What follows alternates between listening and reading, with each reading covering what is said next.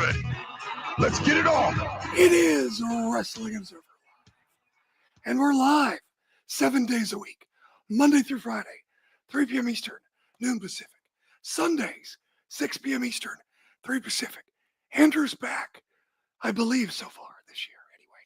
And Saturdays, and I'm very glad you're here, 1 p.m. Eastern, 10 a.m. Pacific. It's Jim Valley. Thicker than a Snickers. The effing king of recovery. Faster than a cat with whiskers. Back because of the fans. Each and every one of you. The largest gathering of trailer park trash. You all fat, neck-bearded, mouth-breathing trolls. They don't have adrenaline in their soul. An incredible event, never before thought possible, unfolded before the very eyes of the WWE Universe this week. Angel and Humberto Garcia actually won a match. Yes, well, it was against Pretty Deadly, but still, I love the fact that the men's tag team title and the women's title are doing the exact same story. Love it. Also on Smackdown, Tiffany Stratton seems like the most cheered heel we've seen since Jacob Fatu. Bayley is the #1 contender for her title, so I still don't understand what's going on. She babyface, a heel? I don't know. Nakamura DQ'd in his second match of his 2-month U.S. title reign. Amazing. He's a veritable Ric Flair of this millennium. And the show ended, surprise, with a Cody Kevin Owens brawl. Again. 3 hours. But the real atrocity, in my opinion, was Raw on Netflix. My God, the best show about corporate synergy I've ever seen. And you know what? I have come to the conclusion that for the past several months, I have been entirely too nice to WWE. I'll explain, plus we'll talk about the Battle of Jim Valley tonight in San Jose. It's Jim Valley, it's Wrestling Observer Live. You're clear.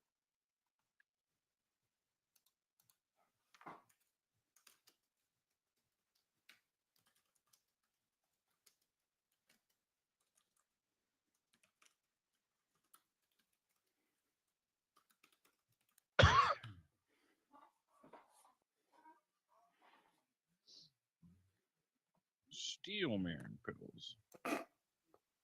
Oh, can I get that number for a friend? Oh, the call-in number or the No, the Steelman pills. the Steelman, yeah. I'm just kidding. Oh my gosh. Hang on a second, I gotta look that up.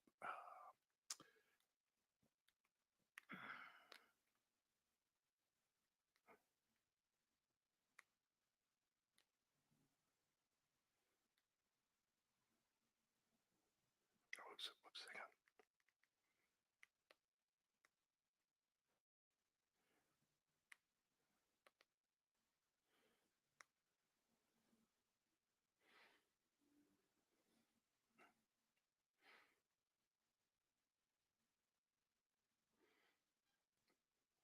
Yeah, wow.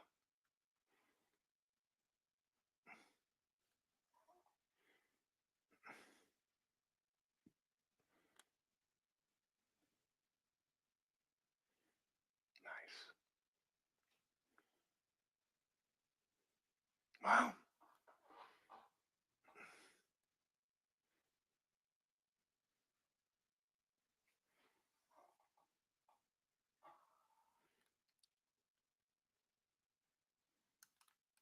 Wow. Okay, hey, thanks.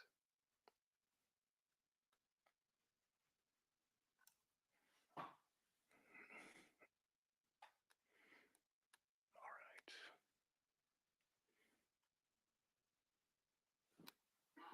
Thank you for that.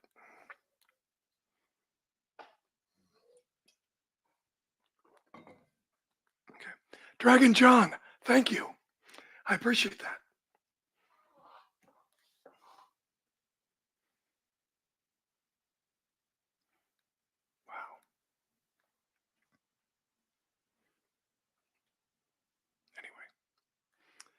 All right.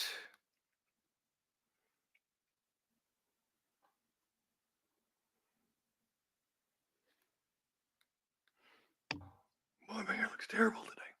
Oh well. You don't come for the hairstyle. Wow.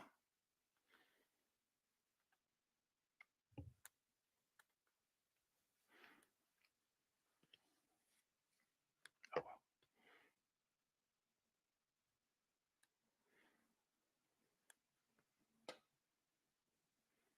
Oh my goodness. Okay. So shout out to Dragon John. All right, here we go. You are listening to Wrestling Observer Live on the Sports Byline Broadcasting Network. Wrestling Observer Live, Jim Valley. Want to do a shout out in the chat to Dragon John. You know, this show, when I wake up in the morning, it's a race. Look everything up, write everything down, structure everything, you know, in a few hours. And so, you know, sometimes you miss things. And so he brought to my attention that there's a new national heavyweight champion in Noah this morning, Saturday, at a sold-out show in Cork and Hall, which you love to hear. You love to hear when a promotion other than New Japan does well at Cork and Hall. You know, I mean, it's 1,600 people, but still, that's a good sign. Anyway, need to mention that Tetsuya Endo is the new GHC National Heavyweight Champion, beating Manobu Soya, who's held the title since like last fall sometime, so 4 or 5 months, something like that. Anyway, I guess I hadn't made aware that, you know, Endo comes from DDT, and he's pulling back on DDT and doing stuff with Noah. So apparently he's turned heel, and he's now part of Team 2010. So I appreciate that. Thank you. Thank you. Thank you, Dragon John. I appreciate that. Also happening today, San Jose Civic Center. It's the Battle in the Valley. I should get a cut of that, by the way. Anyway, it's the best show that 3/4 to half a house is going to see. These Battle in the Valley shows are always good, and then the ticket sales are rarely very strong. And it's too bad, because again, you're guaranteed to see at least one excellent match. Don't know which one it's going to be, but you will see at least one excellent match, and none of them are going to be bad. I don't know. Sometimes I don't understand wrestling fans, but whatever. On the card tonight, IWGP Junior Heavyweight Championship, which I think might be the main event. El Desperado versus Ishimori. Never Openweight Championship. Takeshita versus Kushida. That will not be a title change. Oh, sorry. Spoiler. TV Championship. El Fantasmo versus Jeff Cobb. So happy for El Fantasmo. That's a guy who's been so good for so long. That guy's been wrestling like over 20 years, but you wouldn't know it by looking at him. Anyway, came back from cancer. One of the best stories of this and last year. Strong Openweight Championship. Gabe Kidd versus Ishii. Again, going to be a great match. Gabe Kidd had a tremendous performance against Kenny Omega at Wrestle Dynasty. And obviously, New Japan has a lot of faith in him, and with good reason. Strong Openweight Tag Team Champions. The West Coast Wrecking Crew. Royce Isaacs and Jarrell Nelson. Two great guys, tremendous athletes. They take on the newly reformed Roppongi Revice, Rocky Romero, and Yo. That, of course, is going to be good. Also on the show, Sumi Sakai's retirement match. A weird match, but these must all be her buddies, is my guess. So you got Sumi, Evil and Show versus Takahashi, Mayu Iwatani, and Yuka Sakazaki. Zack Sabre Jr. takes on Hechicero. Do you remember when Hechicero blew everybody's mind when he came out of nowhere and wrestled Bryan Danielson last year. And then he disappeared. Did absolutely nothing after that. That was a good week. I enjoyed that week. That guy should be a big star. I love Hechicero. Elimination tag. The up and coming Viva Van. She's a nice young woman. I don't know if she wants me to say that. She's a nice young woman, good head on her shoulders, and she's very driven. A lot of respect for Viva Van. Hanako and Maika and Mina Shirakawa takes on Johnny Robbie, who I'm not familiar with, Trish Adora, Anna Jay, and Izumi. Kickoff match, Fred Rosser and Matt Vandegrift take on TMDK of Shane Haste and Bad Dude Tito.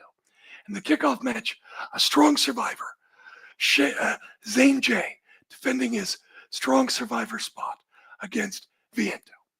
Look, like I said, if you can find a better card you can see in front of a 3/4 filled house, I dare you. Why don't people go see these shows?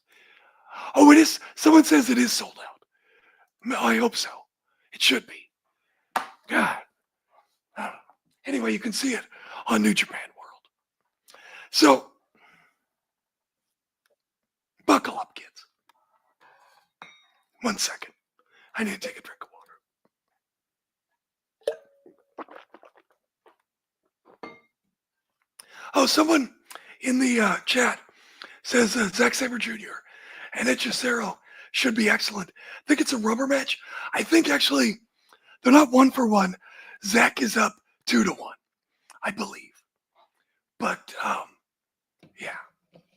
But either way, I just remember Hechicero was like the flavor of the month that week after he wrestled Bryan Danielson. Everybody was like, who is that guy? Oh my gosh, that guy's amazing. For a brief moment, we all forgot Peace Mortos. That's how good Hechicero was in that match. But I don't know. I hope he comes back. I want more Hechicero in prime spots. I just think he's amazing. Somebody says Hechicero needed more TV time in AEW, like he gets in CMLL. It's a shame. Hopefully he gets signed by AEW or WWE. WWE? You shut your mouth. Signed by WWE. We still got to keep our fingers crossed for Penta. Of course, Los Garza beat Pretty Deadly, so Mexicans are having a great week in WWE. I don't know if you could see that, but I just did a huge eye roll. Just for people listening on the podcast, I just wanted to be clear about that. So kids, I don't know if you know this, but for the past, I don't know how long it's been, since whenever the Janelle Grant lawsuit came out, on my old Twitter, which I got rid of, I'm not on Twitter anymore. I'm only on Blue Sky. So anybody on Twitter, unless I tell you here, anybody on Twitter says they're me, they're not. I'm only on Blue Sky now. And it's nice. No one accuses me of awful things. It's awful anyway. Not real things, but you know how people are. They say disgusting things because they just do. Anyway, ever since then, I hear from people, oh, Jim, you hate WWE. Why don't you like, you've changed, Jim. Used to be so positive. Then I always ask these people, well, what happened? And you know what? They never respond because they know what happened. And even though they're the ones that want to defend Vince McMahon in their minds, I'm the bad guy. Yes.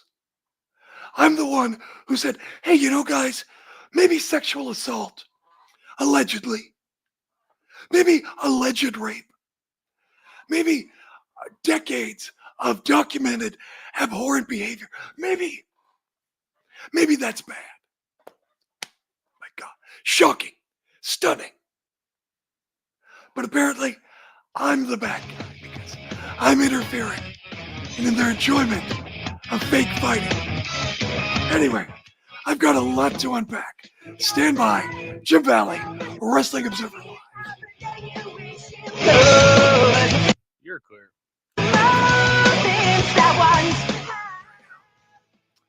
Is it you, me, and Big Lou? I don't even know. Anyway, I appreciate you guys all being here today. I always do. Oh, goodness.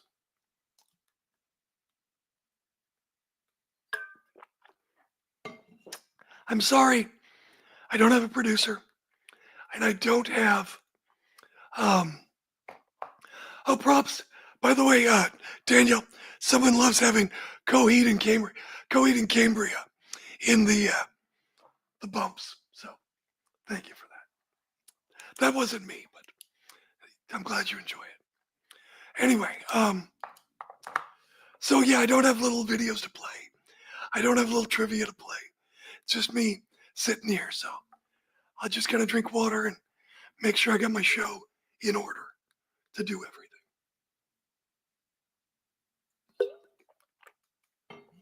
Anyway, hang on one second.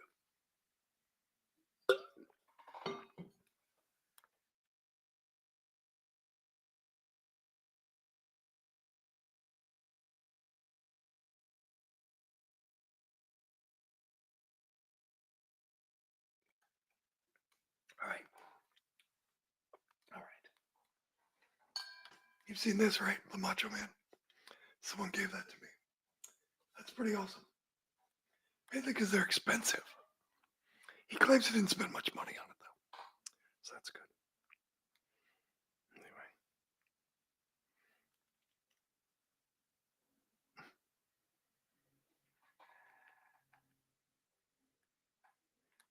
Yep. Exactly. You're exactly right, Crash TV. Your cell phone and call. You're exactly right. You're exactly right.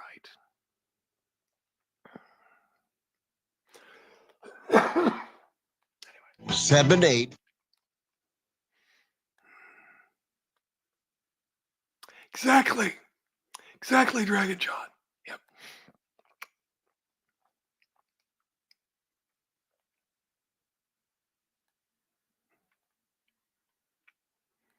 Piece of America. There we go. Oh, hell. I feel pretty good today. I've had a cold for a while, and with me, the colds stay on. They last for a long time. Yay. Invest a few thousand. Anyway, You can get so because of that, it just sucks. It's like, I was okay, but it just claim your piece of American history with American. That's why I gotta be so Silver Eagle careful. dollars. Because I'm gonna be sick for Hotline right weeks, now. no matter what. 620 Wasn't even that bad of a cold. 1624 800 620 1624 800 620 1624. That's 800 620 1624. You are listening to Wrestling Observer Live on the Sports Byline Broadcasting Network. I would be remiss. It's Jim Valley, by the way. Wrestling Observer Live. You know that. Anyway, I'd be remiss without mentioning the passing of former world-class heavyweight champion, former national heavyweight champion in the NWA for Crockett, Black Bart, Rick Harris. Started as a enhancement talent around 1980, 81. I saw a lot of his career. He was also a partner of Ron Bass in Florida and Mid-Atlantic. Good wrestler. Big guy. And he also, he's one of those guys who started as an enhancement talent on television, and everyone saw him. And while he did break out of the role, he never went that high up the card on a regular basis. And I think a lot of it had to do with For example, Ray Traylor, enhancement talent. They repackaged him completely. People didn't recognize him, and he was able to be Big Bubba Rogers and move to a different level on the card. Johnny B. Bad, Mark Marrow, wrestled on TV. They changed his look. He was able to move up the card. And Rick Harris, while they changed his name, he always kind of had the same cowboy gimmick, even when he was Rick Harris, Hangman, Rick Harris, and other things. And I think that sort of affected his upward mobility. But by all accounts, very beloved man. By all accounts, good wrestler, decent guy, and some good shoot interview stuff. I know there's some shoot interviews with him, and he's pretty blunt about stuff. I'm not sure how accurate some of it is, but there's some truth there as well. So very sorry we lost Black Bart to, I believe, cancer at the age of like 76. So yeah, he did get the Cauliflower Alley Award. I have the same award. The where is it? Where's my Courage Award?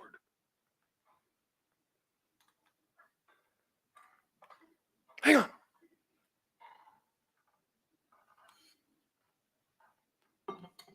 Okay, I literally don't know where it went. It must have fallen off the wall. Where? It was literally like right there, right?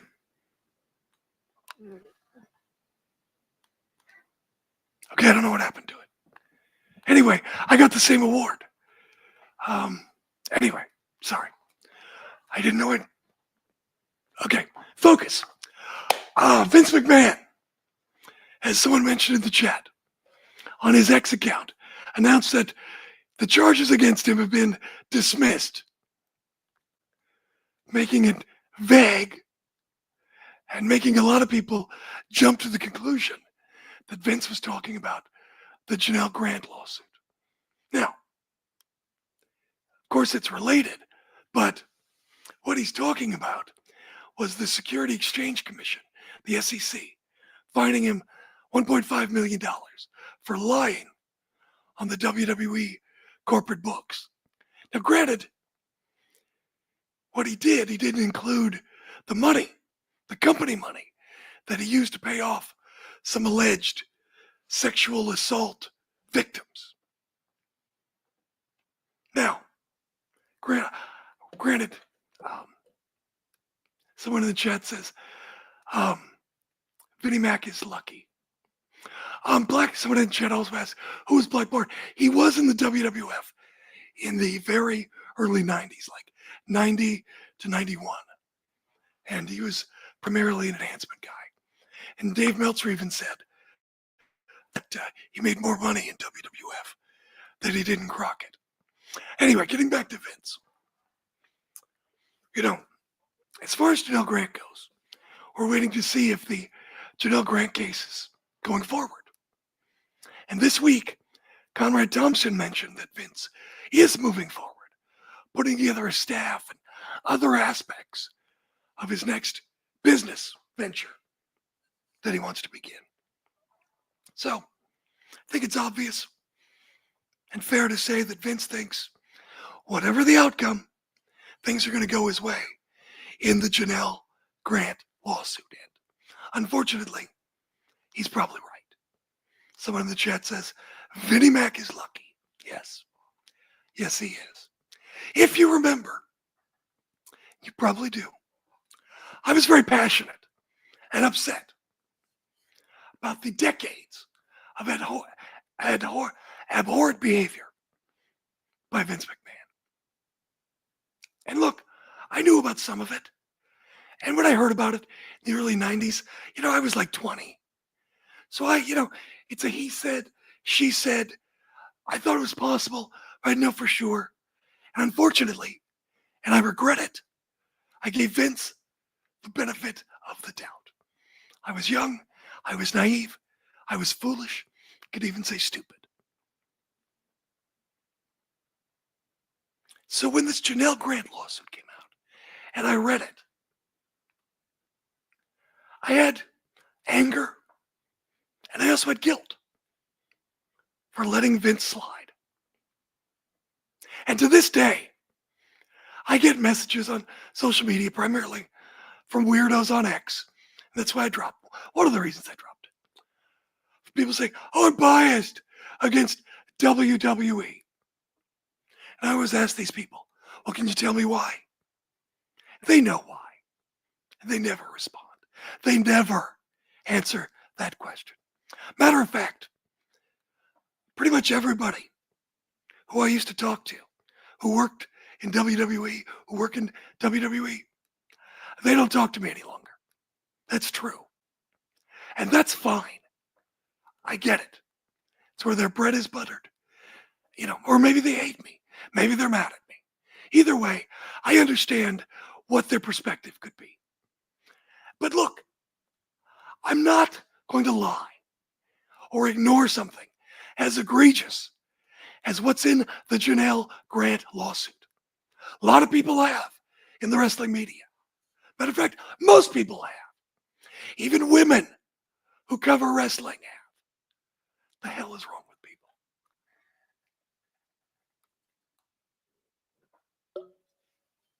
From what I can see, I'm one of like 5 people who came out very strongly against Vince and his alleged actions. We're talking me, BJ Bethel, John Pollock, Wei Ting, and Brandon Thurston.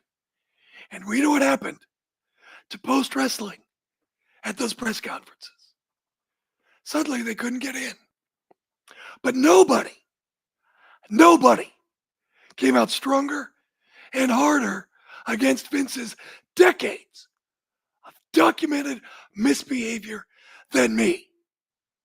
Matter of fact, it was so strong, even Dave said I was too strong, in my opinion. Whatever. So, Jim, you might be thinking, what does this have to do with being too nice to WWE? That stuff's not nice. Well, allow me to explain. As you look back on Vince would be just fine if I spoke up. Someone in the chat saying Vince would be fire you if you spoke up. Yes, Vince would fire people. That's true. Look, I understand. I totally understand. I'm not mad. I'm not mad at those people. It's maybe someday we'll talk again. Maybe we won't. I don't care. I'd rather be honest and tell you my true feelings than and lose. I don't even know what they are. They're not friends, associates. I don't know what you want to call them. Anyway, as you look back the past several months, WWE's big events, PLEs, SummerSlam, Survivor Series, Crown Jewel, even Saturday night's main event, WWE has built up these shows, set up the shows, and intentionally led fans to believe something monumental is going to happen. It's a powder keg, and the spark is this show. And what happened on each of these shows? Nothing. The matches are mostly average. There's no big angles or storyline developments. And look, not a big deal. But because I've been so negative about Vince, I try to be positive about things on WWE TV, the product, where I could. Go back and listen. Whenever those people message me, you hate WWE, I always say the same thing.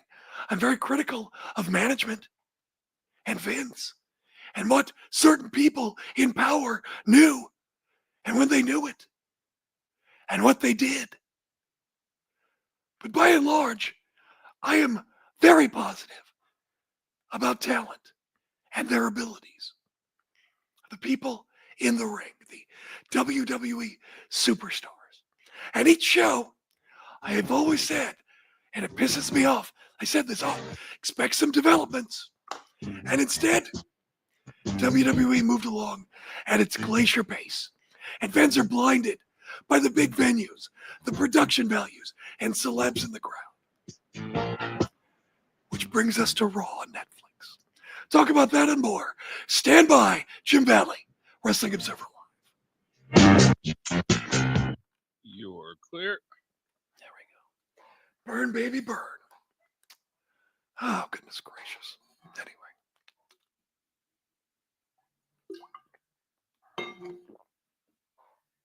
Oh, it's big time. No question. No question.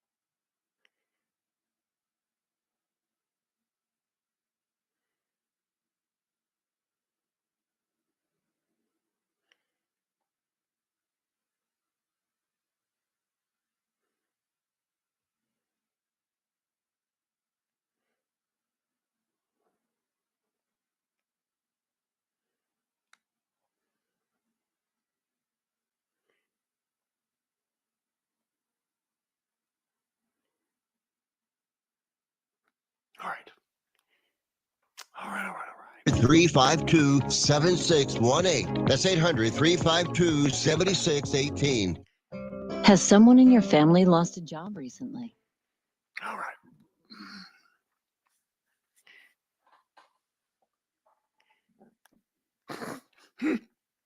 It's funny. Gonna steal all the storylines from the Korean shows on Netflix. It's funny.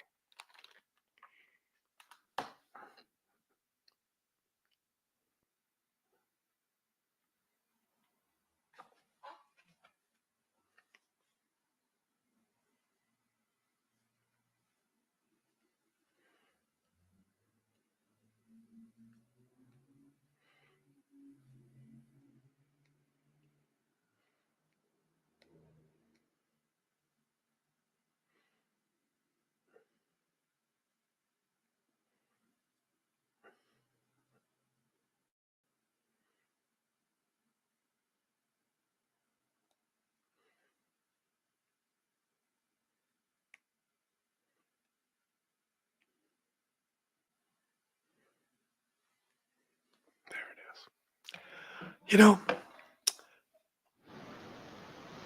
I thought Raw looked like an Amway meeting.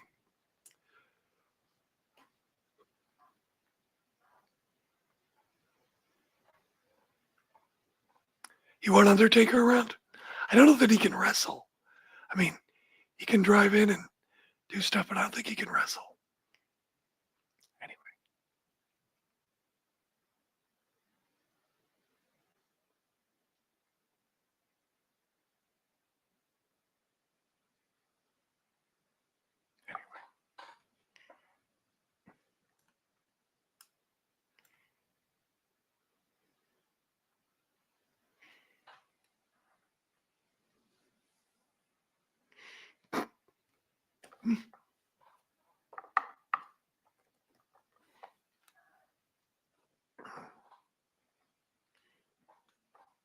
Don't forget, is that Lululemon?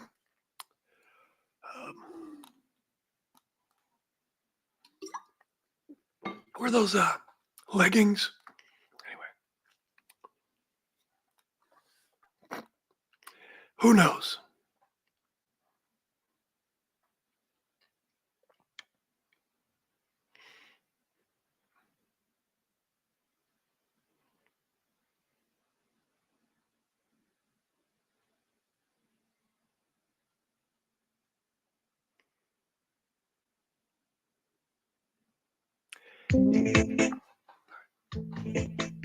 Are you there? I'm here. Are we going? What are we doing? Yeah, I don't know. I think I lost you or something for a second there. I'm just quiet. Are we started? Yeah, I just thought you were. I don't know what was going on. Are we but talking anyway. on the air right now? I don't know. It's Jim Valley. It's Wrestling Observer Live. Whatever. I don't know what's going on. No different from any week, really. Anyway, WWE. This past 6 months or so, each week I say, oh, big PLE coming up, or Saturday night's main event. It's going to be huge. Expect some developments, and it's dead. Nothing. Same glacial pace, and fans are just blinded by the big venues, the tremendous production values, maybe some celebs in the crowd. Look, I was wrong. I was too nice. It's not a big deal, but that ends now because WWE has proved me wrong each and every time. Look at the reaction from the Vancouver, BC crowd for Survivor Series. I'm very excited at first. Then they realized, oh, this is just a show. And that women's match, And look, there were even some people on social who made a big deal of Roman and Punk standing next to each other in a cage. Oh my God, look at that. That's how desperate they were. That something monumental happened. They were booking things in their own mind. What looked like two guys waiting in an elevator was apparently the modern day equivalent of the mega powers exploding. That's what we have now. It's what I call the Walmart effect. In the 90s, Walmart was held up as this model of capitalism, efficiency. And today, it's the worst shopping experience ever. Long lines, no cashiers, messy stores. But people still go because they've been conditioned to believe they're getting the cheapest prices. Spoiler, they're not, but they take it. When I was a kid, sure, we had department stores. They were flashing. You love to see that kind of flash and glitz as a kid. Now that I'm older, I miss the grittier mom and pop stores and the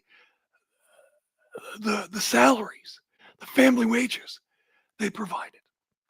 Which brings us back to Raw's debut on Netflix.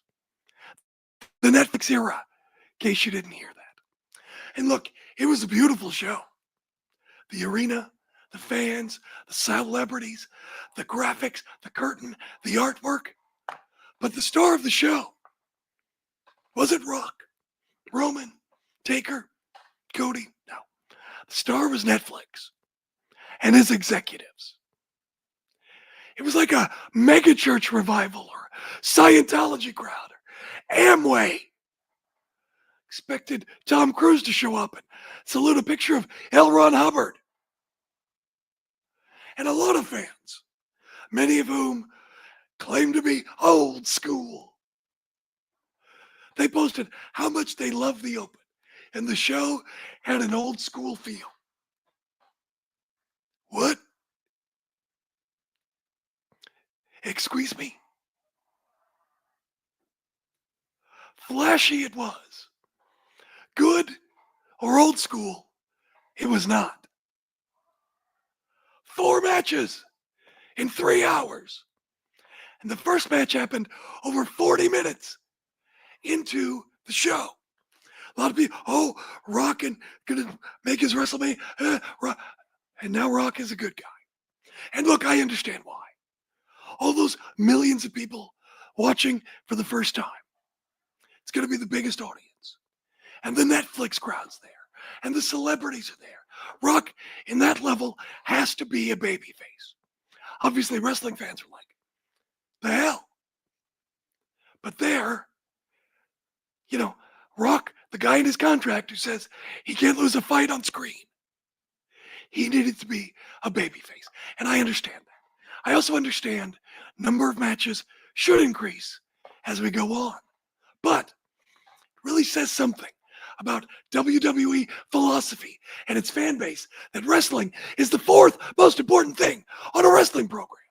Behind corporate synergy, celebrities, stars from 30 years ago, and production values. Now look, I've been told by very smart people how Netflix is going to lead a new golden age of wrestling. Well, golden age of WWE, because WWE says it's not wrestling. But yes, in the past, new technology has reached new fans.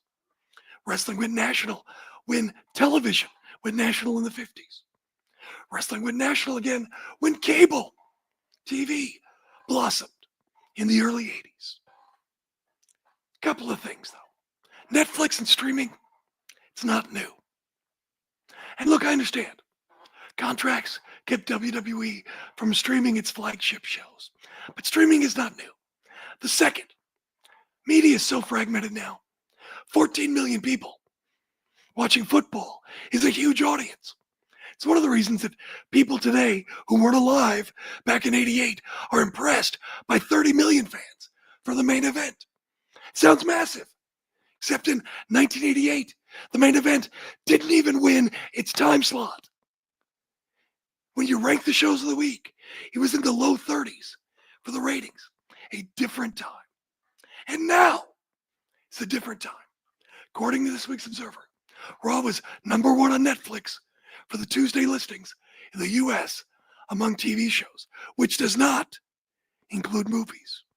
It was number 4 on Wednesday in the US and 8 on Thursday. In the UK on Thursday, Raw was 6, NXT was 9. Netflix claimed 4.9 million homes, not in the US, but worldwide. And that number based on 2-day viewing, not same-day viewing. For comparison, according to Dave, the Mr. McMahon documentary did the exact same, 4.9 million homes. I'll tell you what, for me, maybe you've had fans, new fans, ask you about Raw. I've had 0. And I've had a number of people reach out and ask about the McMahon documentary. But here's the thing. WWE is a known commodity. For 40 years now, it's been the brand name in the United States and worldwide pro wrestling. If there's anyone who doesn't know of WWE, they live in a cave somewhere. Or maybe Toni Storm, because she has amnesia. But look, everywhere you look, there's WWE, TV, Netflix, Peacock, toy aisles, video games, clothes, book bags, anything. They've slapped a WWE logo on. And that's good. But also, a lot of people, music as well, someone says, a lot of people have made up their minds about WWE. You've heard it. It's phony. Vince is sleazy.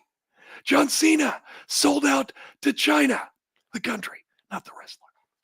If a person wants to check out WWE, they already can. I was watching on YouTube John Campea. He covers a lot of the movie and entertainment industry. You watch him on YouTube. And he watched Raw on Netflix. Said it looked great. Watched wrestling as a kid, but said he's probably not going to watch again. I imagine that number, that is what we're dealing with. Lots of curiosity. WWE Raw will slide down to its natural level. And in my opinion, 4.9 households worldwide. It's not that impressive. We're not talking Squid Game numbers. But what did John and his crew mostly talk about? What everybody else did. Hulk Hogan. The arena booing Hulk Hogan was the story coming out of Raw on Netflix. More than Rock, John Cena, Roman, Cody, Punk, everyone else combined. What a stupid decision to bring out Hulk Hogan, who's been booed since that WrestleMania in Tampa. Was that 37? Whatever it was. And I feel bad. Raw on Netflix is a good thing. You want to be on a modern platform. And look, it will do about what it always does. Remember on Fox? Oh, network TV. It's going to reach a new audience. It never reached 5 million, which was the goal. The first show was like 4 point something million people. And then it slid down and down and down and down. Raw will do what it always does. Will Netflix be happy with the performance for what it paid? Don't know. Time will tell. But regardless, WWE will always find a home. It will always be fine. It will sell out arenas. It is a marketing juggernaut. But it is not. It is not transformative. Everybody knows WWE. It's like late stage wrestling. Yes, new kids will watch it, but no kids will also fall away as boys and females discover the opposite sex or go to college or something like that. That's what always happens. Now, how many people you spoke to? Oh, I watched that shit. Watched that stuff when I was a kid. And then they don't. By the way, do you remember a few weeks ago, Kevin Owens took out Randy Orton, put him out of wrestling, the very sloppy pile driver.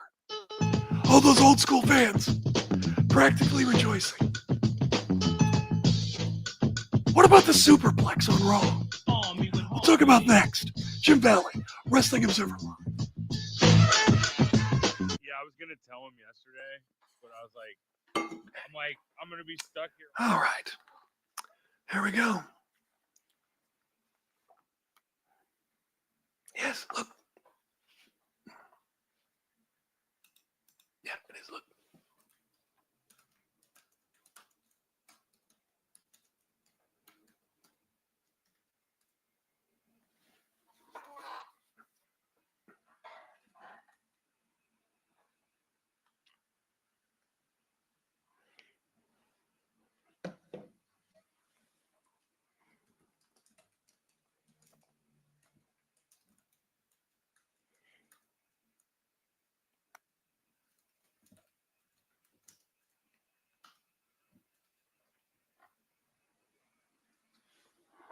All right.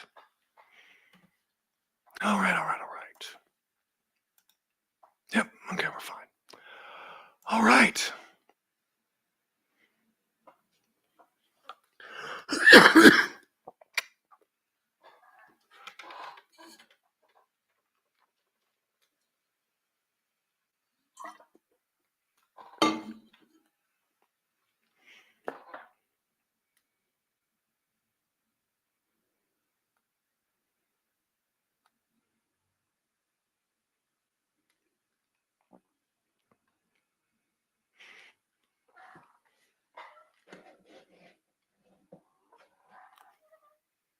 Anyway. All right. And not less TV, but make it better television. Oh, goodness gracious.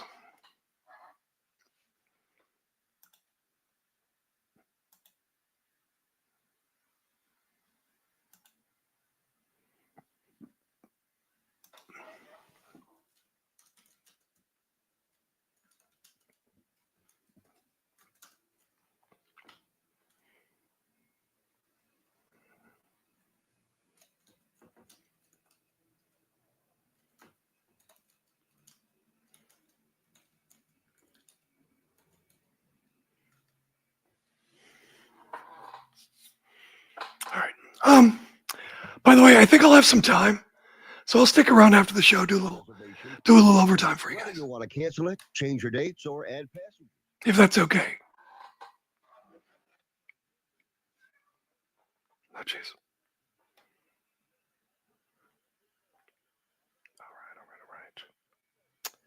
All right.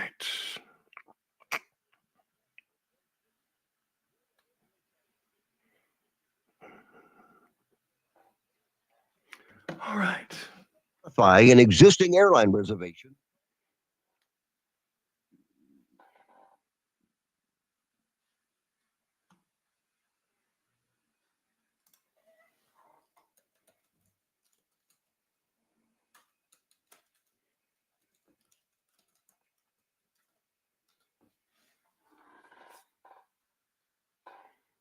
All right. All right. Live on the Sports Byline Broadcasting Network. It's Jim Valley. It's Wrestling Observer Live. You remember a few weeks ago, Kevin Owens took out Randy Orton with a pile driver. Sloppy pile driver, but still. Fans were rejoicing. It's like Memphis with Jerry Lawler all over again. That's realistic. Unlike that AEW, where they give a pile driver on steel steps and the match keeps going. Never mind that WWE built itself nationally with Hulk Hogan matches that ended with Hulk kicking out after his opponent hit their finish every single time. Now suddenly, WWE is this bastion of realism, the guardian of old school wrestling. Okay, whatever. Did you see Punk versus Seth on Monday? Now correct me if I'm wrong. Didn't Seth hit a superplex on Punk? You know, a suplex off the top rope? Punk not only kicked out, he got up and immediately put Seth in the GTS, not once, but twice. And Seth kicked out of the GTS once. Did those people say anything? Let me do the Hulk Hogan here, because I don't hear I'm going to do it again today. I don't hear anything. After all, the superplex was the finish of Cowboy Bob Orton, Randy's dad, and Barry Windham. It used to finish matches. Did anyone complain? Of course not. Because it was never about realism or old school. It was about crapping on AEW, like their heroes on their podcast do. God, it gets tiresome. Just gets tiresome. By the way, look, nothing against WWE or AEW. People are probably saying, oh, but AEW doesn't do WWE numbers. No, it doesn't. But it's doing better than WCW did pre-NWO. Wrestling is wrestling, and wrestling's going to do what wrestling is going to do. All right? So everybody, chill out. Find me on Blue Sky, Jim Valley. Talk to you next week. Jim Valley, Wrestling Observer Live. All right, Jim. Have a good week. Thank you, man. I will talk to you next week. I appreciate it. Sorry I dropped an S-bomb. It's fine. Don't worry about it. All right, bye. All right, man. Bye. That's only, I think, the second time, literally in my whole career, since 1988, I've sworn on the air. Anyway, is Jim an AEW mark? I'm a wrestling mark. Anyway, do you want to hear the story about the first time I swore on the air? It's kind of funny. I was in college, just started community college, and they had a radio station, and I was the station manager. And we had just gotten into radio, so it was the funnest thing in the world. I loved it better than chasing girls or drinking, smoking weed, any of the stuff that's fun to do in college. We just loved being on the radio. So we're out drinking, my friends and I, and we're just talking how much we love being on the radio now, how much fun it is. And suddenly I decide, you know what? We should go be on the radio. I have the key. And, you know, it was a college station, like 1,000 watts. So I knew the professors didn't live within range of the radio station. You know, because it's not going to go that far. So we go to the station. And look, we are following the format. We're not being jerks. We're not messing around. We are doing radio because it's just the funnest thing in the world. But we are a little buzzed. So it's a small studio. The studio, I probably have as much room to this back wall as where the studio's back wall was. It's very small. And I'm talking on the radio, just doing the format of the radio station. I want to stress that. We're not screwing, we're having fun, but we're not going against the rules of the radio station. We're playing the right music. We're following, reading the liners, because it's just the funnest thing in the world to us right now. Well, up in the top corner, near the ceiling, is a hole, probably about that big around. And out of the hole is a TV coax cable. And what they do is, when they're doing simulcasts in the theater next door, maybe it's candidates or something like that, or a lecture, you can simulcast on the radio, and they'll bring a TV into the studio, hook it up to the cable, and that way someone running the board in the radio station can see what's happening, in the theater. So this cable just hangs down. So I'm talking, and it's a big hole. I'm talking, and maybe a weather report, maybe introducing Debbie Gibson. Who knows? I don't remember that part. But I'm talking, and all of a sudden, out of the corner of my eye, while I'm talking, out of the hole comes what is probably a possum. It scared the hell out of me. And I'm sitting here talking, hey, coming up on the radio, it's, the Eagles or Bobby McFerrin or Debbie Gibson or Def Leppard. And I see this, what is probably a possum. And while I'm talking, mid-sentence, coming up to, and I go, oh my God, there's a big fucking rat in here. And I slap my hand over my mouth because I can't believe what I've done. And now the possum hears me yell and say, there's a big fucking rat in here. And he turns around 180 and goes back up into the hole. And we never saw that goddamn possum again. I was the only one who saw him. So people joked around.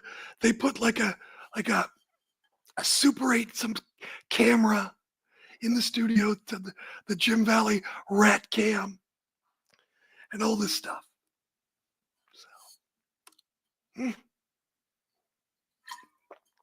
So, yeah, Bad News Brown sewer rat was really a possum, because it all comes back to wrestling.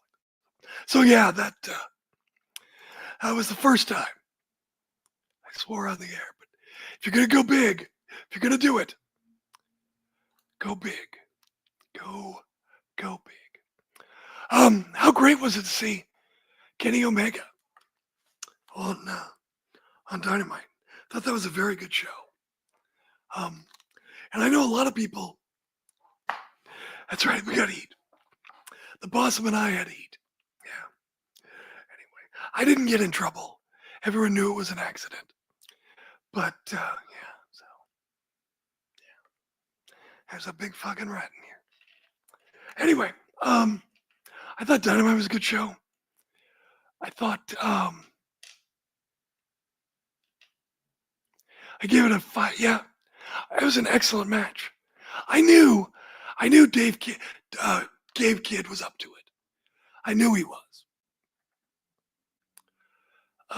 So I'm happy for Gabe Kidd. I didn't think it hurt Gabe Kidd at all. He had a great showing against Omega. So I mean, he's got a very bright future. So I thought Dynamite was a good show. Yeah, I just wish people would understand that wrestling is only so popular. And look, I get it. WWE sells out. The crowds are rabid. It's making a ton of money. And look, that's great. But I also think it gives an image that there are more wrestling fans than there really are. And look, obviously WWE is doing great. That's not an insult. I'm just saying I think the expectations are out of line with reality. AEW, that Clarksville crowd loved it some wrestling. I got a friend who's a council member in Clarksville. I told her she should go. And I told her that if anyone asks her about wrestling, she should tell people that it was her idea to have Kenny Omega up here last night. She didn't do that. She knew I was kidding. AEW is doing fine. When you go back in the 90s, before the NWO, I think a lot of people, their reference is just the NWO. But WCW had Flair and Sting and Luger and the Steiners and, all of these legendary names. And they were drawing 800 fans with much stronger television because of the media landscape.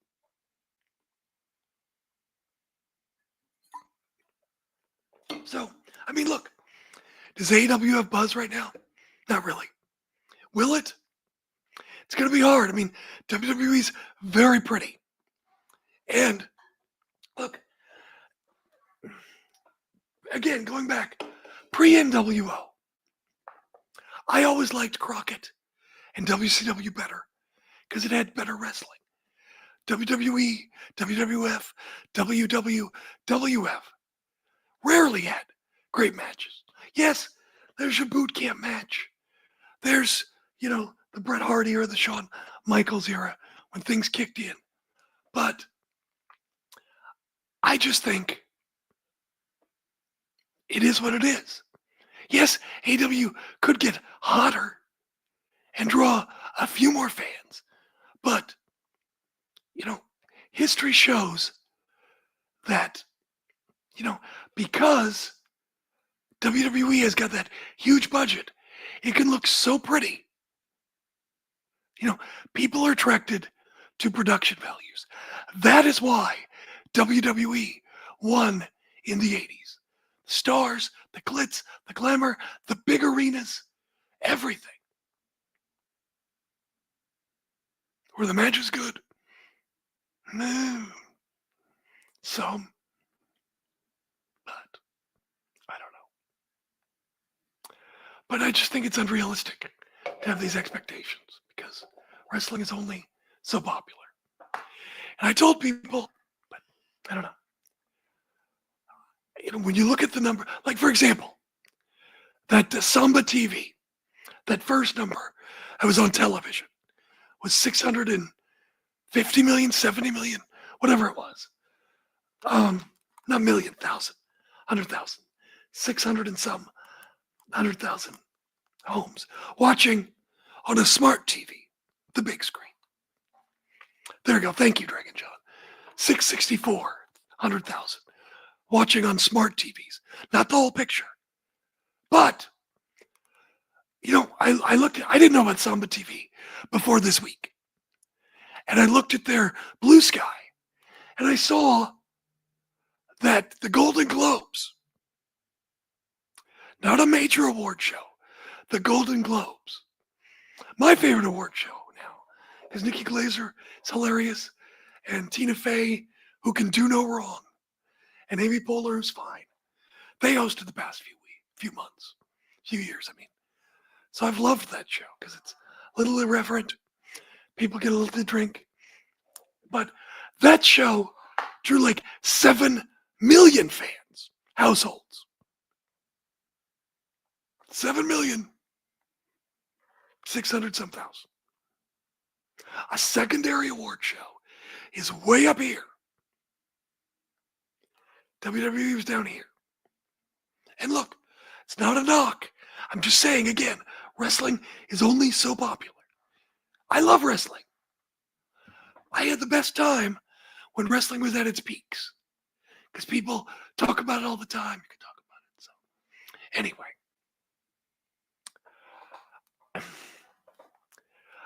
someone in the chat says, Tony Khan is the son of a billionaire, not exactly short on funds, is he? AEW's production values are severely lacking. See, I think they're fine. I mean, are they all glitz and glamour and spectacle like WWE's? No. But look, if you look back at the history of wrestling, TNA tried to be WWE and failed. WCW tried to be WWF Crash TV and failed. So many companies in the 80s. Continental changed its name to the Continental Wrestling Federation. And they tried taping their TV tapings at the Boutwell Auditorium to have a big stadium arena look on television and failed. Pro Wrestling USA, so many of these people trying to be WWE fail. You cannot be WWE. You will fail. So, anyway. Oh, yeah, Chris Charlton. Someone asked about Chris Charlton.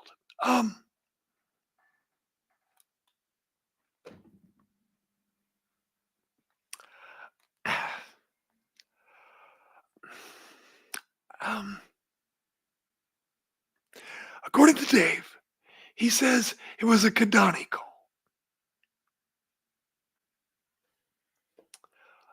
Did Tony exert any influence? I do not know. So it's difficult to have an opinion without having the complete picture. Did he do that on his own? Was he given the indication to do it? And he's the fall guy. I don't know. It's hard to say. I mean, I think Chris Charlton is very good at what he does. I wouldn't, if it's a mistake, I wouldn't throw the baby out with the bathwater. Bring him back. It's no big deal. That's what I think. I don't hear someone in the chat says TK needs a thicker skin. I don't know that TK did that. I don't know. Maybe he did. Maybe he does need a thicker skin. I don't know.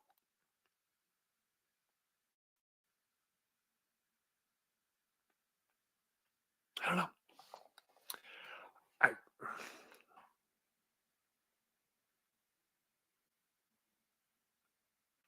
All right, so, okay, someone in the chat says fine. As far as production value, doesn't cut it in this competitive landscape. So what do you do? Yeah, it was Kadani, the owner, the guy. Kadani made the call. Anyway.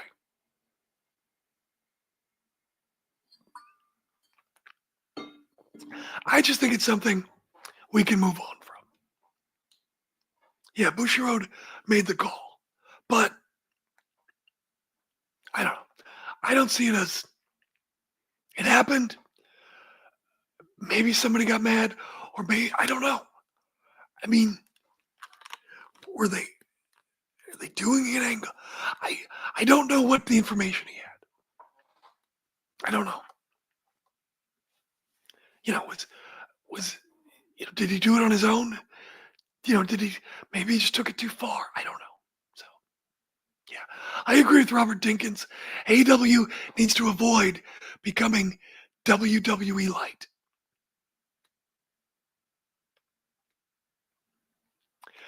Right. I think that's a good point, Crash TV.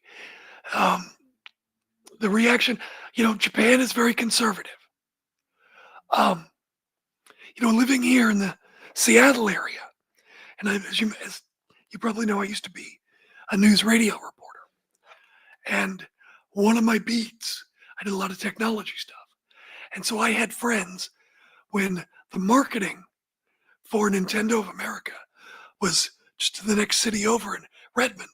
I had a lot of friends that worked there at NOA, and they wouldn't give details, but there was oftentimes frustration dealing with Nintendo of Japan because of the conservatism, just the cultural differences, things like that. So yeah, I'm sure.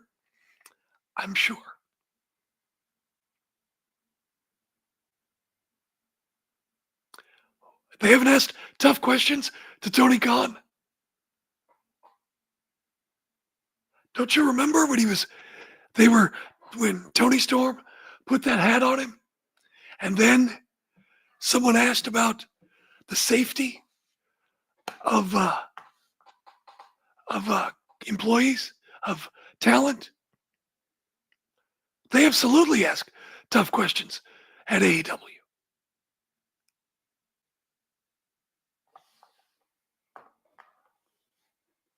Anyway, so that's not true.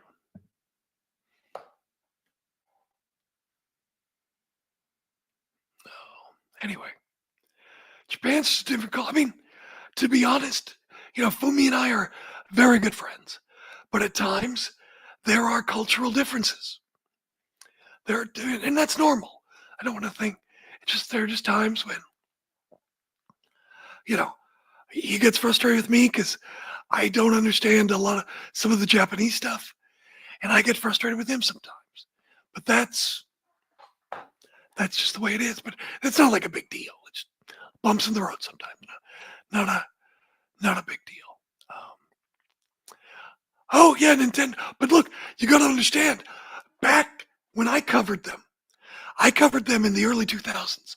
So we're talking GameCube. When people were like, "Oh, there's no," people loved Grand Theft Auto or Bully or those games that were, the Rockstar games. People liked Assassin's Creed and wanted more violence and blood from Nintendo. And now it's very funny how the GameCube, in retrospect, is like one of the hottest retro consoles. I sold all my GameCube stuff too early. I would have made bank. Idiot. But I was moving and didn't have the space. But anyway. Right. Xbox did do more than GameCube was third in the home console wars. Granted, the DS and the Game Boy XP, the Game Boy Advance, those were huge sellers. Those outsold everybody except for PlayStation. I still have my Nintendo 64. I've been playing. Are we talking video games now? Give me 1 second. I'll be right back. 1 second.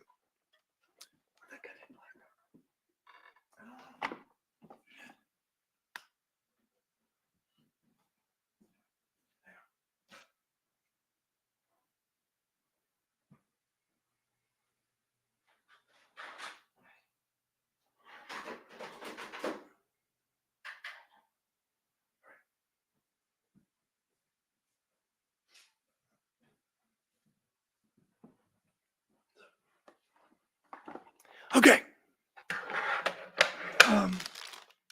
I've been playing my Nintendo 64 lately. And I've been playing, these are hacks that somebody made. But I wanted to play them on original hardware. So I broke down and went to AliExpress and bought, there's WCW Saturday Night. And what it is, it's WrestleMania 2000, but with an early WCW skin. So if you're a 90s kid, this has got late 80s, early 90s WCW. It's pre-NWO. So you've got Paul Orndorff in here. You've got, Flair's in here. Sting is in there. Surfer Sting. You've got Harlem Heat. Tons of tag teams. Midnight Express is in here. Rock and Roll Express is in here. So it's like 1987 to about 95-ish. It's more of a fantasy roster, but it works really well. Now you can find this online and play it on the computer. The Nasty Boys in this. Possibly. I don't remember. Johnny V. Bad's in here. The Steiners are in here. Big Papa Pump. No Shockmaster that I'm aware of. And then there are also some hidden characters. I won't spoil them for you. Anyway, you can find this online, download it for free, and play it on your computer. But I didn't want to do that. So I paid for it, even though you can play it for free. I wanted it on original hardware. Yeah, if you like Revenge, you will love WCW Saturday Night. I bought this on AliExpress. It's like $17. And don't let the sticker fool you. This is WrestleMania 10. None of these people are in the game. But this is basically everybody WWF circa 1994. 1994, I should say, around WrestleMania 10. So it does have the Hulkster, but it's got Brett and Owen and Men on a Mission and Tatanka. I think Adam Bomb is in there. So anybody from that era is in it. So it's going to be gray and purple Undertaker. John Cena's not in it. I don't know why they put him on there. Randy Orton is not in it. But it's everybody around WrestleMania 10. So it's great. It's a lot of fun. NWO Revenge, it's my favorite. I love it. Anyway, this is what I've been playing these days. These two. So if you like Revenge, you like No Mercy, you like those games, I can't recommend these enough. And these are free if you want to download it online. Yeah, I agree. So if you want to just play them on your computer, you can do that. Or you want to play them on original hardware. You could also buy blank carts and do it, but I just bought them. I was like, so there you go. AliExpress, like $17. So it's a lot of fun. It's kind of cool. I should get on Twitch or YouTube and play the games. I'm not sure how to set that up. Maybe on my TV somehow. I don't even know. I need like a camera, don't I? Really? No Mercy was screwed up in Europe?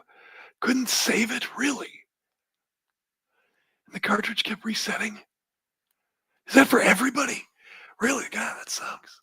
I thought Europe had more protections against consumer things like that.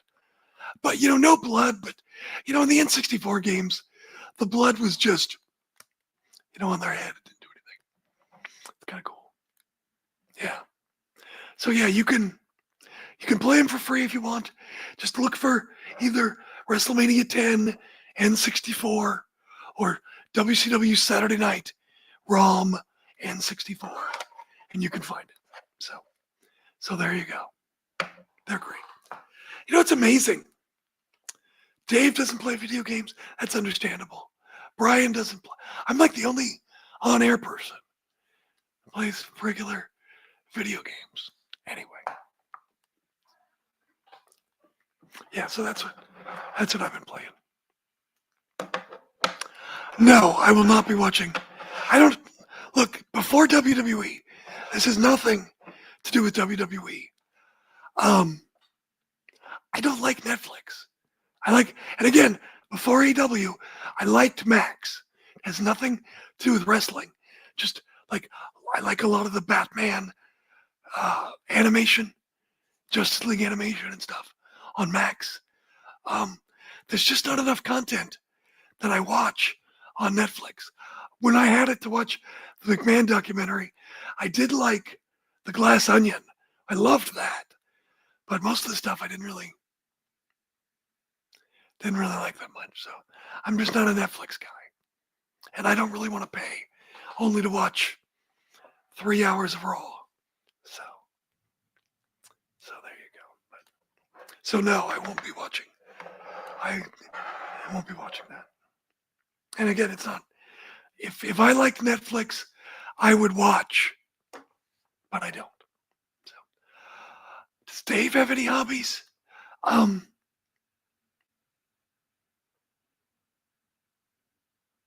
mean, he likes football, I think. He's got a girlfriend, and I think they just like to spend time together, which is good. Dave deserves that. I'm very happy for him. So, Dave deserves happiness. So, and I haven't met his girlfriend, but I hear he's very nice. He does like roller derby. A little hard to watch new roller derby. When I used to go down to California as a kid, yeah, I think he's going to be there. He will be at Battle in the Valley. I believe so. So, yeah.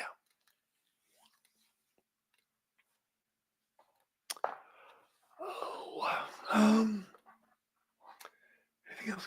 I don't know. I've really enjoyed AEW lately. I think the shows have been very good. The wrestling's been good. Osprey's great. I hope Kenny Omega doesn't do too much. Oh, Smackdown was in Portland last night. Portland, Oregon. I don't know that any of my friends went this time. I don't think they could make it. But, okay, I do have a question. Those Hammerstein shows were brilliant. They were. I agree. That's another thing. With the New Japan stuff, you could say Tony has a thin skin. Maybe he complained, maybe he didn't. I don't know. But for the sake of argument, let's say he did complain. Okay? We do know that he was upset about some comments from Effie in GCW. And then they made back up. Or maybe it was all a work. So who knows what's going to happen with this Chris Charlton thing? If Tony stays mad, it doesn't seem like he stays mad for very long. Oh, so this is what I want to know. What is the deal? I agree with you, Ricky. I think John Moxley and everybody in the Death Riders have done excellent performances. The angle itself doesn't do much for me, but I like the wrestling. So, but I agree with you, Ricky Elliott. I agree with you 100%.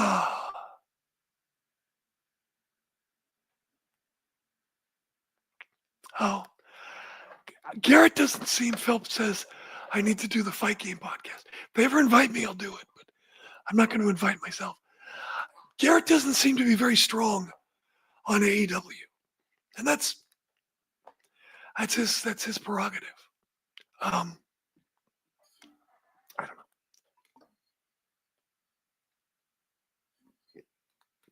Like I said, am I negative about some aspects of WWE management, corporate? Absolutely. But I've been very complimentary of talent. Although, okay, I'll answer these questions. But what the hell's going on with Tiffany Stratton? She still seems like a heel to me. Right?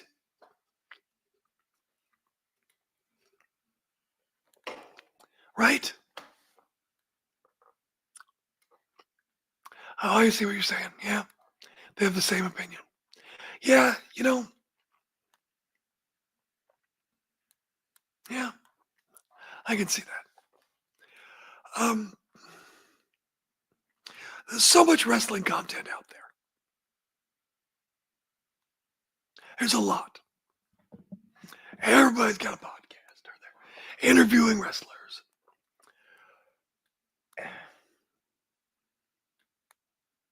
And I'm not talking about anybody.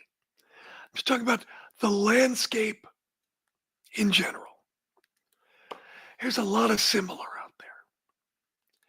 And I just feel like, so I always make an effort for this to be different.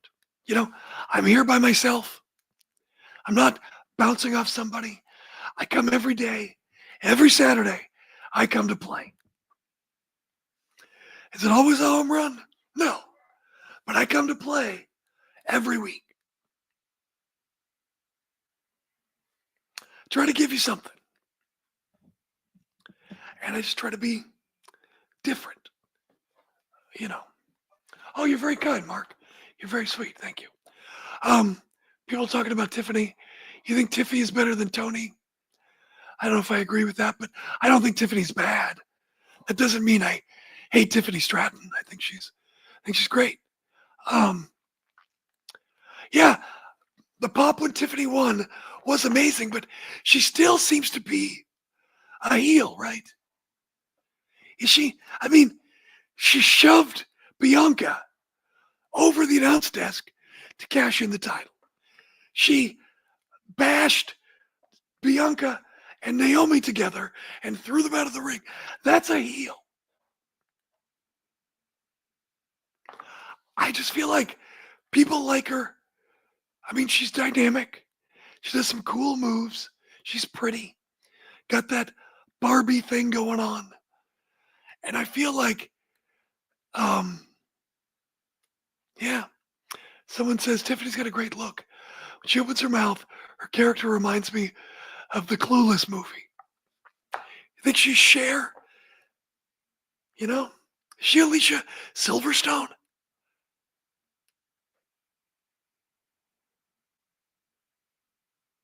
Or maybe she's more, oh God. Oh crap. What's the other movie? The blonde goes to law school. Oh gosh. The 90s, 2000s. Oh man. It's killing me now. I should know this.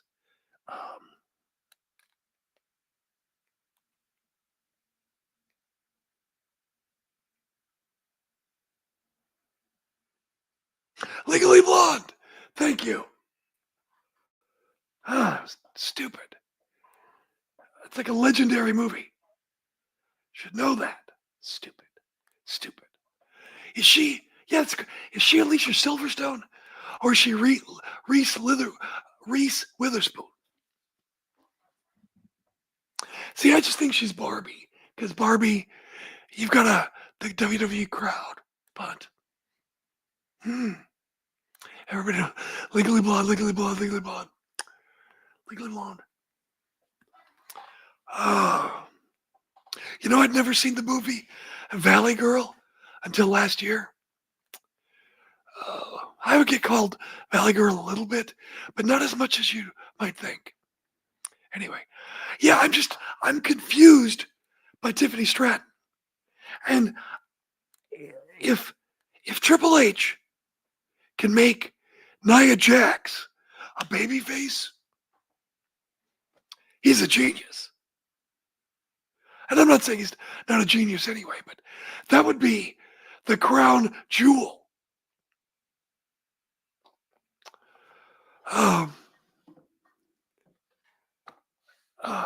Yeah. I don't. Where's this going? Because is she still a heel? Even the crowd cheers her. She's not doing babyface stuff. Her promos aren't babyface. Her actions aren't babyface. The only thing that makes her babyface is that she turned on Nia. But even her promo on Friday was like, I stole the title. Babyfaces don't steal things. I don't know. Can someone explain it? Anybody help me?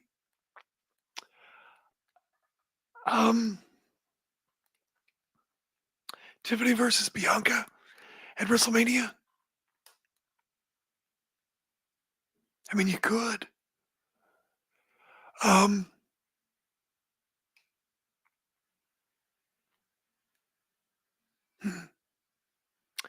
don't know.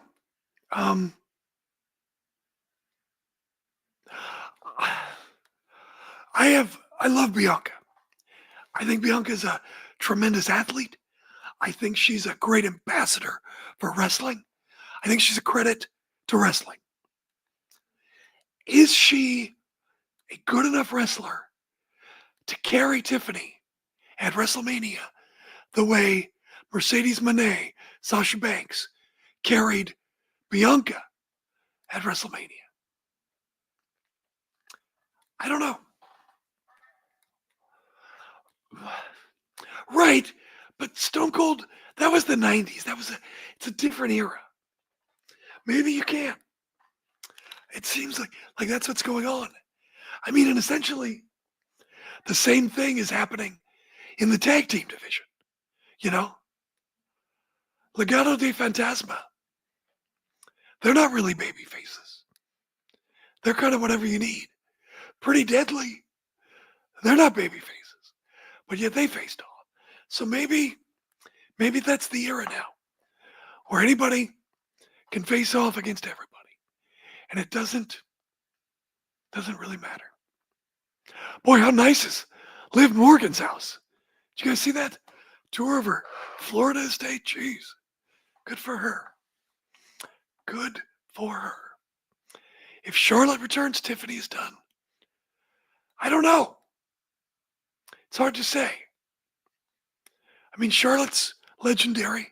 I am a big fan of Charlotte and her abilities. I just, is she in the mind of the WWE universe? And I'm not saying she's old. I'm not. But in the mind of the fans, is she now old? Is she from an earlier era and Tiffany is now? Don't know. Someone asked about TNA. The new TNA is good. I got some friends that work in TNA. I'm happy for them. I'm happy that there's a place for wrestling. It's just very hard. They've got a lot of outstanding wrestlers, outstanding athletes, but when you can watch either a spectacular show, the glitz and glamour and big stars of WWE, or you can watch outstanding wrestling on AEW, what is TNA's niche in the market? That's hard. TNA, what are they? GCW, you know what GCW is. Defy. I know what Defy is. What is TNA? Is it just good wrestling? Is it now a feeder system for NXT and WWE? It needs an identity, and I think that's its problem. A lot of talent. Booking is fine. They don't do stupid stuff anymore. Well, I mean, everybody does stupid stuff at some point. But overall, it's not the garbage that it was for years. And that's good. So what is their brand? So, I mean, I think it's fair to say that Jordan Grace is probably leaving. And she's going to make a ton of money. Good for her. Good for her.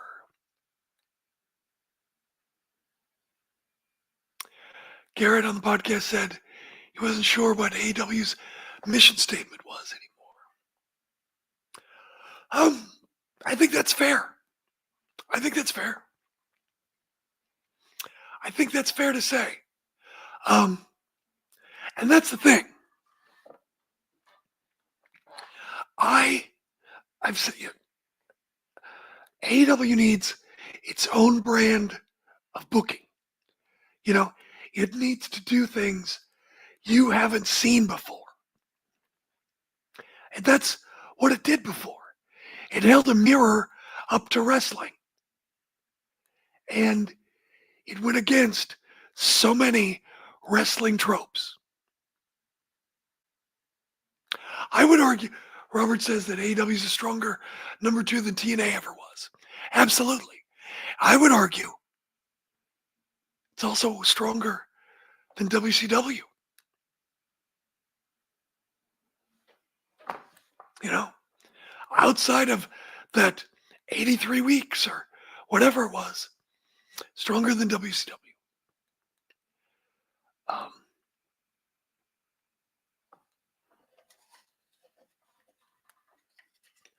Where was I? AEW. You know, AEW was self-aware. You know, was self-aware was wrestling and went against so many wrestling tropes. And now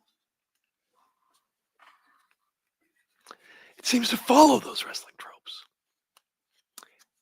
You know, it feels like and I think there's a lot of inspired in-ring performances in AEW. But creatively, it feels like there's not a lot of inspiration. So, no, when yeah, Crash TV says just like ECW, early ROH, yeah, holds up a mirror to the opposition. I'm not saying necessarily WWE, but just holds up a mirror to wrestling and goes against the grain and does new things. You know, I hate that Christian's going to cash in whether he wins the title or not. I hate it. You know what else I hate? I hate Adam Copeland's t-shirt that says legend with spelled like ledge as in edge, legend. I hate that. I hate, look, when you leave WWE, you know, I hate so many people, so many wrestlers in the past have tried to camp out on WWE's intellectual property. You know, Team 3D, Bully Ray instead of Bubba Ray, and Earthquake tried to be Avalanche, then he had to be a shark, and there's a million of them. Big Boss Man was the boss. What were you thinking? You know, all of these, there have been hundreds of them. And look, if all you can do is do your WWE act, are you really a wrestler? Asia, bigger than China. You know, that's what, your China doll. Moxley comes out, and he's Moxley, goddammit. This is me. And that's the thing. Adam Copeland, Edge became Adam Copeland. He was pretty much himself. And look, the whole Cope thing, I get that people have thought it was ridiculous. I just think they approached it wrong. don't do it in one show. You know, just have people go over time, you know, whoever his good friends are, FTR, have them start by calling him Cope. And then somebody say, somebody, some heel. Hey, Cope. No, only my good friends call me Cope. And then just over time, you make it seem like, you ease it in. Yeah, you can't just do it. It's too, and I get that Adam Copeland, from what his friends have told me, that's what they've called him for 20 years. They don't call him Adam. Don't call him Edge. They call him Cope. So Adam is in this Cope bubble. So to him, it sounds normal. And I just think that they should have eased it in, but made it eventually, hey, only my friends call me Cope.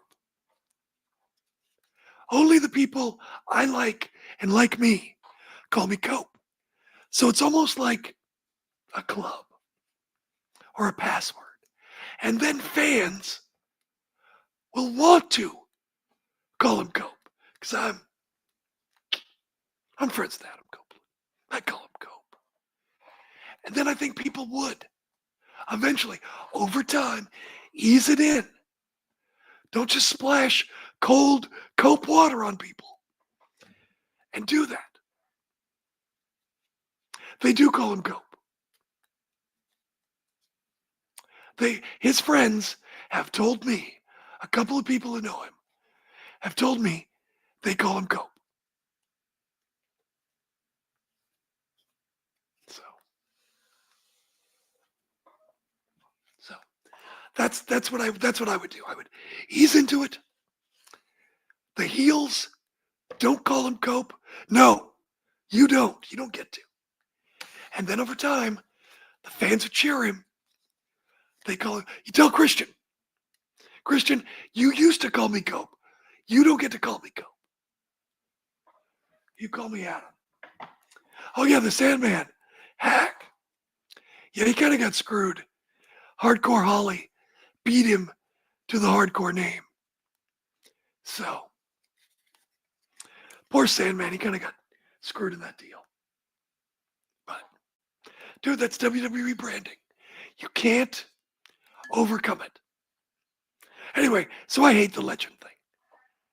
I hate, and I don't know, and I don't care. Maybe Adam Copeland, Cope, I don't know him, so I have to call him Adam. Anyway, I think that Adam, even if he came up with the name Edge, no matter who did, I think to impress me, to impress fans, you move away from that stuff. Be yourself.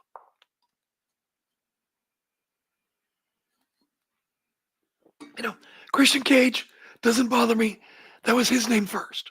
He had it on the indies. So that's his. So I don't have a problem with that. So things like that are fine. Honky Tonk Man. He was Honky Tonk Man before WWF. That's fine. But if you get an image and a brand, WWE, I don't know. We haven't talked about Malachi Black.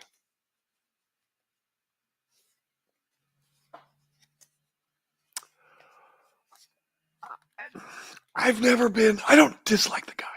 I see his talent. But I've just never he's just spooky for the sake of being spooky. And one time someone explained it to me, no, he's just Dutch. That's pretty funny and true. But I just think, okay, why is he evil? Why is he dark? Why? And they never explain it. So that's just always been my thing about the character. What is the deal? What are you? And the House of Black, what do you stand for? Yeah, they've got a great entrance. He had a great entrance in WWE. But I'm like, what are you guys devil worshippers? Are you a church? Are you, Hot Topic employees? What are you? And that's been my issue with these guys. I don't know. So if he goes back to WWE, I wish him well. I don't know. Okay, you're spooky. But why? I need the why. So anyway, I see a lot. I agree with everything Will Ospreay said about Buddy Matthews. So funny when he called him Buddy Murphy. I laughed. Anyway, I think Buddy Murphy's great. I think Brody King is great. I would have rather seen Brody King as the leader of House of Black. He's a big guy, great look, great wrestler, very intelligent guy. He's a cool guy. He can talk. Let him talk. Those guys can go. So I agree with everything Will Ospreay said about Buddy Matthews and Brody King. Those guys don't need Malachi Black. And in my opinion, nothing against Malachi, but I think they're going to do better without him. Be out of his shadow and do that. So, yeah. Penta in WWE, yeah, it is going to be interesting.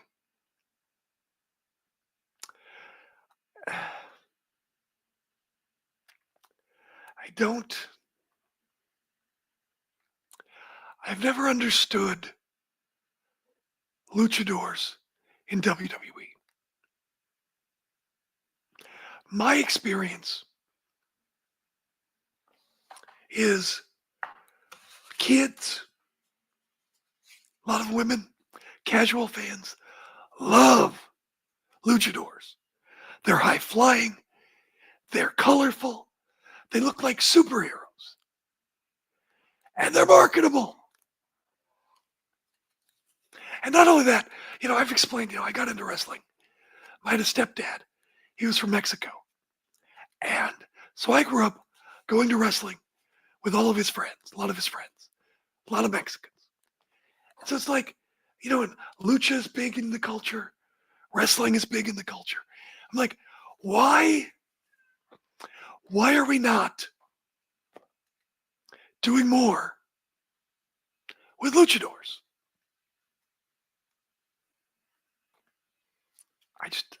And look, I'm not accusing anybody of anything. I want to make that clear. I don't know why. And I'm not, but I just feel like, they need to do more. But I wish Penta the best. And whenever Ray Phoenix comes back, I wish him the best. And we'll see what happens. But yeah, luchadors do not do well. The first WrestleMania I watched live. The first one I watched live was 3. WrestleMania 1, we were doing something that day and we couldn't go to it. WrestleMania 2, I thought it sucked. I didn't want to see that. So WrestleMania 3, I drove up to Tacoma at the Tacoma Dome Event Center and watched WrestleMania 3 on closed circuit TV. And then the next one I saw live was WrestleMania 6. And then I didn't see one live again until 14, because I moved to a town that had pay-per-view for the first time. So that's the way that worked. But I saw all the VHSs, all of them. So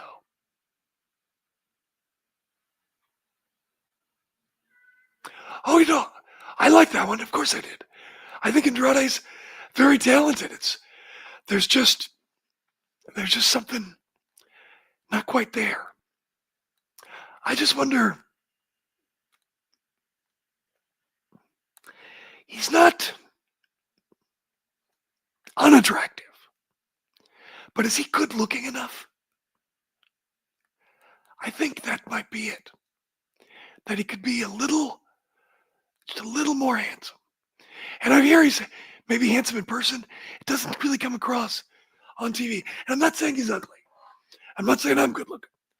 But it's just there's something doesn't quite work. Oh my God, yeah. Everyone's learning now about streaming and media. So someone messaged me and asked me, with everything changing, what should I watch? And I was like, watch anything old.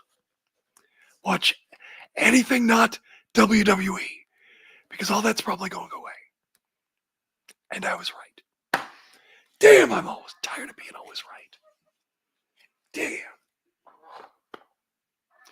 It's hard to be this right all the time. Anyway. Anything else? Let's see. Tiffany. Anything else? Cody and Kevin.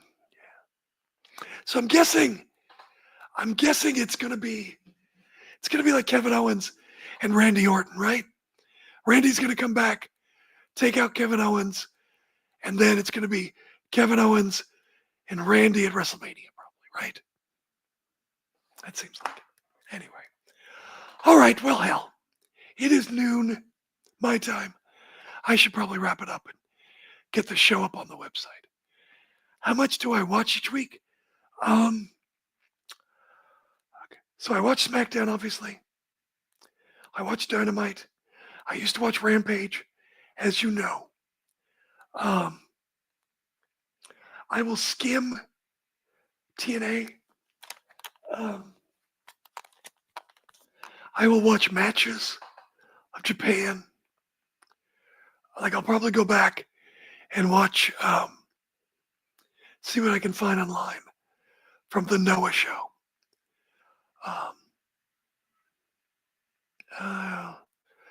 I don't know, so probably,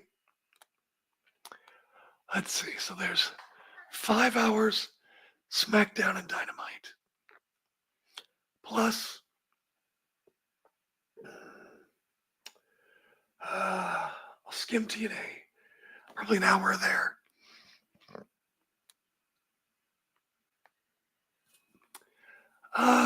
Maybe 10, 15 hours a week. Depending on the week. You know, this week I watched Wrestle Dynasty, watched Wrestle Kingdom, and then also I'll check out To Stardom. I haven't watched Marigold in a while. I should probably do that. So yeah. So that's probably about it. But I mean, there's just so much. You know, for a while I bought All Japan World, but I didn't find myself watching enough of it. So, oh, it's a snow day. That's right. You guys got snow in Georgia, don't you? By the way, your home looked beautiful in the snow, Thomas. Beautiful. I'm so jealous of people who have snow right now. So, I don't really watch MLW. I haven't watched that in a long time. You know,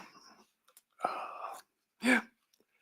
So that's pretty much the deal. All right, kids. Well, this has been fun.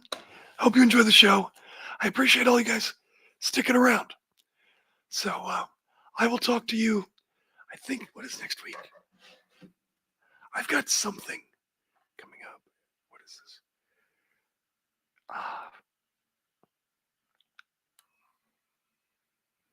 I might have something next week on the 18th. That rings a bell. So I may not be here next week. There's a couple of dates coming up. Maybe the 18th and 25th. Maybe. I got to check with my wife. She runs the calendar. Something like that. Anyway, have a great weekend. Enjoy whatever wrestling you watch. And I'll talk to you next time. I really appreciate you guys being here. I really do. All right, man. See you.